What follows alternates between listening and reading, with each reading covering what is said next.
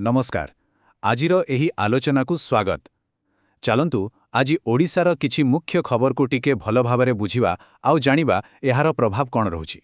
अच्छा आज आमे कौन सबु कथा हेबा देखंतु प्रथमे आसीबो सुभद्रा योजना तापरे स्टॉक मार्केट रो हालचाल पुलिस क्राइम रिपोर्ट कौन कहूछि आउ शेषरे आम समस्तंक पई गुरुत्वपूर्ण डिजिटल सुरक्षा।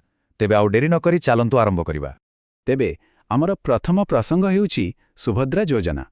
एइटा एबे सबुआडे चर्चा रे अछि, तो चलंतु बुझिबा एइटा प्रकृतरे कौन।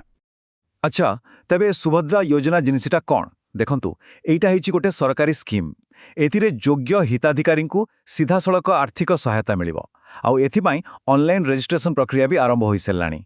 ठीक अछि योजना विषय तो जानिले, किंतु प्रश्न हेउछि किए एहार फायदा उठाई पारिबो। देखंतु एमिति नुहे जे समस्तंकु मिली जिवो, एथिपाई एक निर्दिष्ट योग्यता मानदंड रहिछि आउ जेउ माने एही मानदंड पूरण करिवे सेमानंक पई एहा निश्चित भावे एक बहुत बड़ खुशी खबर। तेबे ऑनलाइन ने आवेदन करिवे केमिति? प्रक्रियाटी बहुत सरल। मुख्यतः दुईटी स्टेप अछि। प्रथमे ऑनलाइन फॉर्म को ठीक भावे पूरण करिबाकु पड़िबो आउ द्वितीय रे हुए तो किछि पेमेंट बा आवेदन फीस देबाकु पड़ी पारे। अच्छा तेबे ए तो गला सुभद्रा योजना कथा। चलंतु एबे टिके आम पॉकेट कथा देखिबा, माने अर्थनीति आउ मार्केट कथा। आम देशर मार्केट कथा कहिले मुख्यतः दुईटी ना आगकु आसे।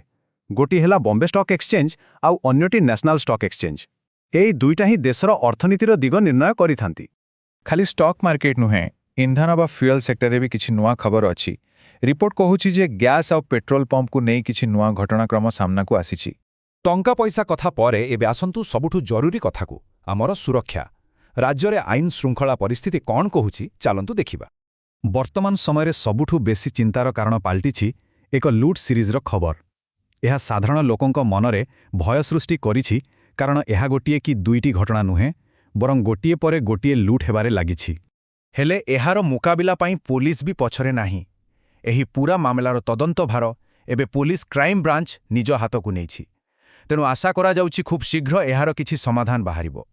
एही बड़ घटना सहित आउ किछि छोट छोट खबर भी सामना को आसुछि, जेमिति कि जणे पुलिस ड्राइवरंकु नै होइथिबा घटना, सेहीपरि जणे ऑटो ड्राइवरंक सह जड़ित एक अलगा मामला एवं गोटिए पुलिस स्टेशनर परिस्थिति उपरे मध्य नजर रखा जाइछि। आमे रास्ता घाटर सुरक्षा कथा तो कहिले, किंतु आजिकाली आउ गोटे जागारे भी सुरक्षा बहुत जरूरी, आउ सेइटा हेला डिजिटल दुनिया। तेणु चलंतु आमर शेष प्रसंग को जिबा, जहाकी आमर ऑनलाइन ट्रांजैक्शन रो सुरक्षा। हेले केबे भाबिछंती आमे जो ऑनलाइन पेमेंट सबु करूछे सेगुडिक प्रकृतरे केते सुरक्षित? एइटा एक बहुत बड़ प्रश्न आउ एहार उत्तर जानिबा समस्तंक पई निहाती दरकार। आउ एही सुरक्षार गोटे बड़ चाबिकाठी हेउछि मल्टी फैक्टर ऑथेंटिकेशन बा जहाकु आमे संक्षेपरे एमएफए कहू। एइटा कोन? सहज भाषारे कहिले एहा हेउछि एक डबल लॉक सिस्टम। माने खाली पासवर्ड देले हबनी, ता सहित आउ गोटे वेरिफिकेशन भी देबाकु पड़िबो, जेमिति कि आम मोबाइल को आसुथिबा ओटीपी। तेणु मूल कथा हेला निजर डिजिटल पेमेंट आउ व्यक्तिगत तथ्य को बंचेइबाकु हेले एमएफए को एक्टिवेट करिबा बहुत जरूरी।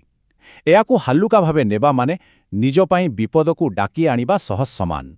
तेबे आज आमे जेते सबु कथा आलोचना कले, सरकारी योजनाठू आरंभ करी निजर डिजिटल सुरक्षा पर्यंत, गोटे प्रश्न तो मनकु आसुछि, ए सबु भितरु केउ खबरर प्रभाव सबुठू बेसी आउ सबुठू दीर्घस्थायी हेबो? एहा उपरे टिके भाबिबार अछि, नुहे कि? आजि पई एतिकी, पुणी देखा हेबो।